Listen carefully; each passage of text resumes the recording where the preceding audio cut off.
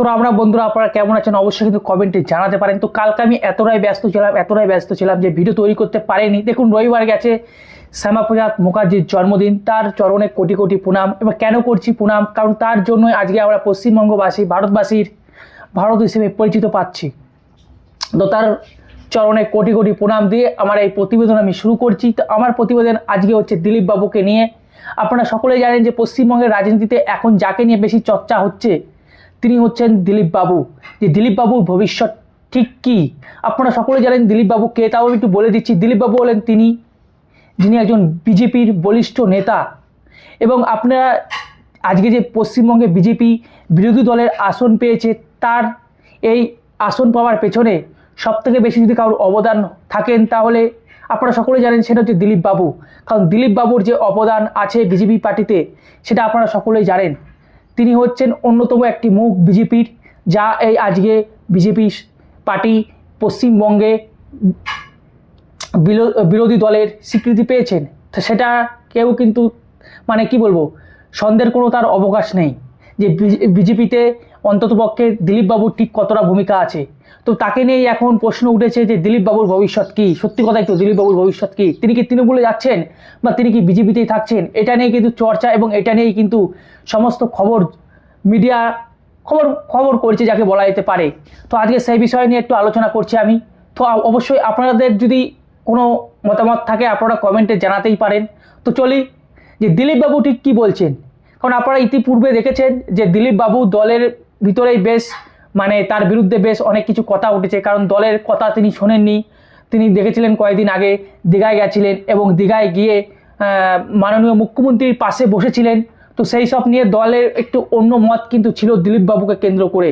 তারপর দিলীপ বাবু তাদের জবাব দিয়েছেন। তো এই সব বিষয়ে সবাই রাজনীতি বিশ্লেষকরা মনে করছিলেন যে তিনি হয়তো বিজেপি ছাড়তে চলেছেন বা তার ভবিষ্যৎ নিয়ে একটা প্রশ্ন উঠে গেছে।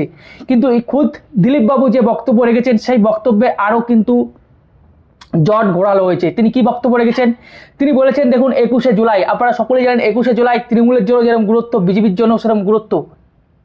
তাই 21শে জুলাই তিনি ঠিক কোনো না কোনো মঞ্চে থাকবেই, অর্থাৎ তৃণমূলেও থাকতে পারেন আবার বিজেপিতেও থাকতে পারেন। তিনি কি বলছেন অ্যাকচুয়ালি দিলীপ বাবু, আপনারা ছোট্ট করে সেটা একটু শুনে নিন সেই ভিডিও ক্লিপটা। চূড়ান্ত জল্পনা, আপনাকে নাকি 21 তারিখে ধর্মতলার মঞ্চে দেখা যাবে। কোনো না কোনো মঞ্চে তো আমি থাকবোই 21 তারিখ। দেখা যাক 21 তারিখে আসুক।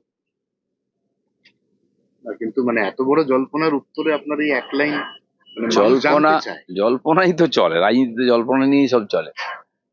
দেখা যাক কি হয়, মানুষ কি জানতে চায়। সে তো ঠিকই, আপনারা জল্পনা তৈরি করছেন, কেউ জল্পনা তৈরি করছে, জল্পনা নিয়ে রাজনীতি চলছে। অনেকের রাজনীতি জল্পনা দিয়েই হয়। আমাদের জলও নেই আর পনাও নেই, আমাদের রাজনীতি আছে। কিন্তু ফুলবদল, বিশেষ করে পদ্ম থেকে জোড়া, এটা তো, আর জোড়া থেকে পদ্ম, এটা তো এই রাজ্যে আগেও চলেইছে। হ্যাঁ, সেই দৃষ্টিভঙ্গিতে সবাই বলে।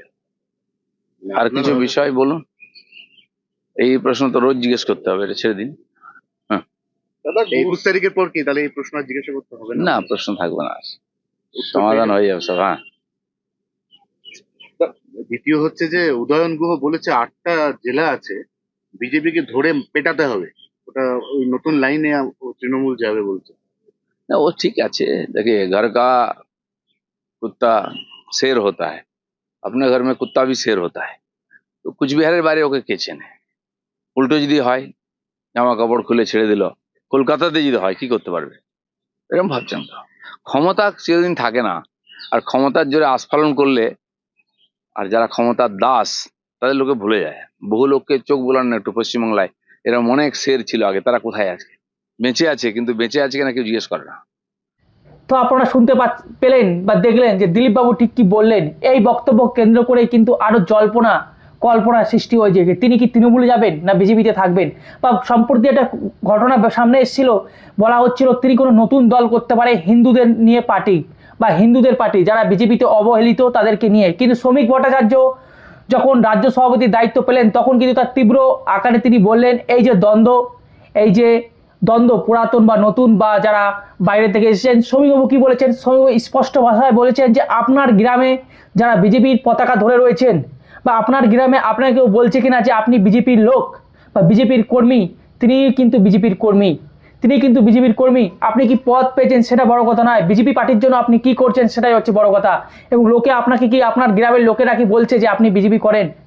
যদি আপনাকে যদি বলা হয় যে আপনি বিজেপি করেন, তাহলে আপনি হচ্ছেন সেই বিজেপি। এবং এই যে দ্বন্দ্ব, এই দ্বন্দ্বটা কিন্তু থাকবে না।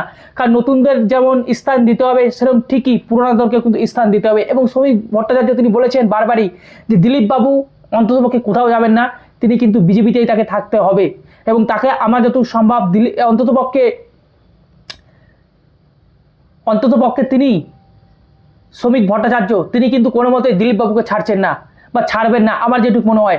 আর দিলীপ বাবুকে নিয়ে আমি একটু কথা বলি, দিলীপ বাবুর কি ইচ্ছা। দেখুন, আমারও কিছু বক্তব্য আছে। দেখুন, আমার যেটুকু মনে হয় দিলীপ বাবু বিজেপিতেই থাকবেন। তার কারণ কি, আপনারা যে ভিডিও ক্লিপটা দেখলেন সেখানে স্পষ্ট বুঝতে পারলেন সাংবাদিকরা প্রশ্ন করছেন যে আপনার ভবিষ্যৎ কি বা আপনাকে কোথায় দেখা যাবে 21শে জুলাই। তখন তিনি বলছেন যে আমাকে হয় কোনো না কোনো মঞ্চে তো দেখতেই পারবেন আপনারা। তারপরে আর একটা প্রশ্ন কিন্তু জিজ্ঞাসা করেছিলেন, আপনারা তো লক্ষ্য রেখেছেন, উদয়ন গুহ তৃণমূলের একজন এমপি বা একজন বিধায়ক, যিনি বলেছিলেন সম্প্রতি একটা বক্তব্যে কি বলেছিলেন যে তার অঞ্চলে যে সমস্ত বিজেপি নেতারা আছে তাদেরকে মানে মেরে ভাগানো হবে। পাওয়া যায় সেই বন্দোবস্ত করতে হবে, আর যেন অপোনেন্ট কাউ খেলতে না নামে পড়ে সেই ব্যবস্থাটা এইবার ভোটে আমাদের করতে হবে। একেবারে একটা বিধানসভা কেন্দ্রে একজন আক্রান্ত হলে বাকি 8টা বিধানসভা কেন্দ্রে বিজেপির 8জনকে পেটাতে হবে।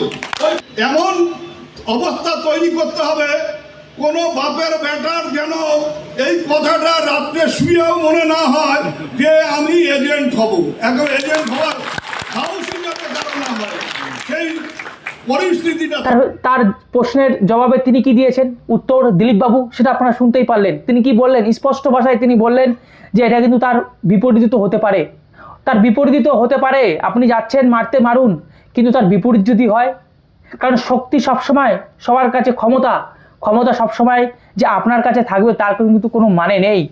স্পষ্টত তিনি জবাব দিলেন উদয়ন গুহকে, ভালো সুন্দর করে তিনি বুঝিয়ে দিলেন এই বক্তব্যের মাধ্যমে যে শক্তি সবসময় যে আপনার কাছে থাকবে এটা কোনো কিন্তু কথা নয়। শক্তি আমাদের কাছেও আসতে পারে বা বিজেপির কাছেও আসতে পারে। তাই আপনি যখন যাবেন মারতে, তার বিপরীত যদি হয় তখন আপনি কি করবেন? তো স্পষ্ট বোঝা যাচ্ছে যে বিজেপি পার্টিতেই তিনি থাকছেন বা বিজেপি পার্টিকে তিনি ভালোবাসেন, আর ভালোবাসেন বলে তিনি কিন্তু এই কথাটা বলতে পেরেছেন। আর এটাই আমার মনে হচ্ছে তিনি বিজেপি পার্টিতেই থাকবে। অবশ্য আপনাদের কি মতামত আপনারা কমেন্টে কিন্তু জানাতেই পারেন। আমি সমস্ত ডিটেলসে কিন্তু বলে দিলাম, এবং শ্রমিক ভট্টাচার্য তিনি কি বলেছেন সেটাও বললাম, এবং স্বয়ং দিলীপ বাবু তিনি কি বলছেন। দিলীপ বাবু একদিকে বলছেন তিনি কোনো না কোনো একটা অনুষ্ঠানে দেখাই যাবে, হয় তৃণমূলের অনুষ্ঠানে বা বিজেপির অনুষ্ঠানে, কিন্তু তার পরক্ষণে তাকে জিজ্ঞেস করা হলো উদয়ন গুহর এই বক্তব্য যে বিজেপি কর্মীদের মেরে তাড়িয়ে দেওয়ার বক্তব্য, তার পাল্টা তিনি জবাব দিলেন। কি জবাব দিলেন? তার পাল্টা তিনি জবাব দিলেন যে যদি তার বিপরীত হয় তাহলে তখন তিনি কি করবেন, কারণ শক্তি সবসময় বা ক্ষমতা সবসময় একজনের কাছে স্থায়ী থাকে না। তিনি বারবার কিন্তু মনে করিয়ে দিলেন উদয়ন গুহ বাবুকে, এবং তিনি স্পষ্ট বললেন এই ভাষার মাধ্যমে তিনি বিজেপিতেই থাকবেন। অবশ্য আপনাদের কি মনে হয় কমেন্টে জানাতেই পারেন। তো ভালো থাকুন, সুস্থ থাকুন, রাম রাম। এরকম ভিডিও দেখার জন্য আমার চ্যানেলটিকে সাবস্ক্রাইব করে দিন, কারণ এরকম রাজনৈতিক বিশ্লেষণ এবং রাজনৈতিক ভিডিও নিয়ে কিন্তু আমি আসি, এবং আন্তর্জাতিক খবরও আপনাদের আমি দিয়ে থাকি। যদি ভালো লাগে অবশ্যই কমেন্টে জানাতে পারেন আপনাদের মতামত। তো রাখছি, সুস্থ থাকুন, ভালো থাকুন, ভারত মাতা কি জয়, রাম রাম, জয় শ্রীরাম।